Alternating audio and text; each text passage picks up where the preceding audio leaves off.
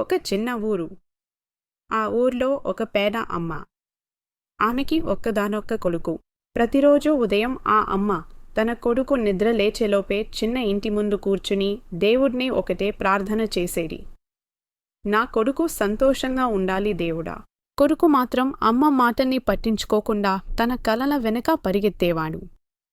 పెద్ద మనిషి కావాలి, డబ్బు సంపాదించాలి, నగరానికి వెళ్ళాలి. అమ్మ కన్నేళ్లతోనే అతడిని నగరానికి పంపింది. నగరం. రోజులు గడిచాయి. సంవత్సరాలు మారాయి. కొడుకు పెద్ద ఉద్యోగం సంపాదించాడు. పెద్ద ఇల్లు, పెద్ద పేరు. కాని ఫోన్లో అమ్మ పేరు కనిపించినా తర్వాత కాల్ చేస్తాను అనేవాడు. ఆ తర్వాత ఎప్పుడూ రాలేదు. ఒకరోజు ఒక ఫోన్ కాల్. మీ అమ్మ చాలా సీరియస్గా ఉంది. ఒక్కసారి వచ్చి చూడండి. ఆ మాట వింటే అతడి గుండె ఒక్కసారిగా ఆగిపోయింది.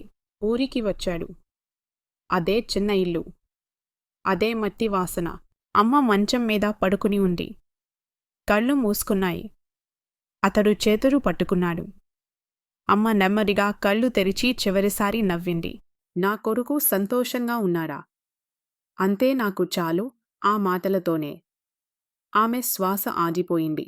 ఆ క్షణం డబ్బు, పేరు, పెద్ద ఇల్లు అన్నీ ఉన్నా అతడి చేతుల్లో అమ్మ లేరు. ఆ రోజు అతడికి అర్థమైంది. అమ్మ బ్రతికుండగా ఇచ్చే ప్రేమ కన్నా అమ్మ పోయాక వచ్చే పశ్చాత్తాపం చాలా భారంగా ఉంటుంది. End message. ఈ వీడియో చూస్తున్న మీరు ఇప్పుడే ఒకసారి మీ అమ్మకి కాల్ చేయండి. డబ్బు తర్వాత వస్తుంది, కానీ అమ్మ మళ్ళీ రాదు.